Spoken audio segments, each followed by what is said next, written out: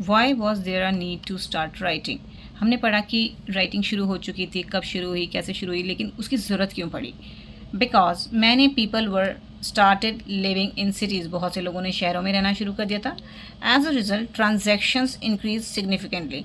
Transactions of money और things, जो जो भी चीज़ें थी वो होने लगी थी, जिनका रिकॉर्ड रखना जरूरी था। Writing became a way to keep proper records of transactions. तो राइटिंग ही एक ऐसा तरीका था जिससे उनका प्रॉपर रिकॉर्ड रखा जा सकता था। After writing uniform script on these tablets.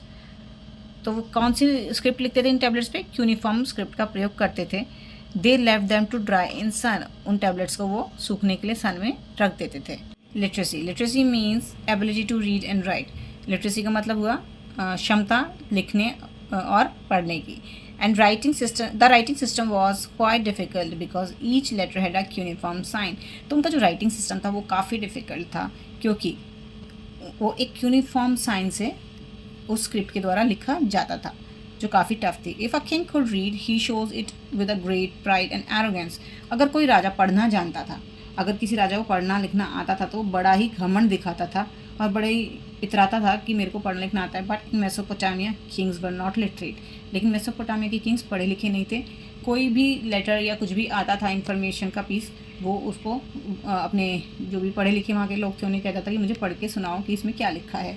तो the uses of writing around 3200 BC, 3200 BC पर people in Mesopotamia started writing. लोगों ने लिखना शुरू किया।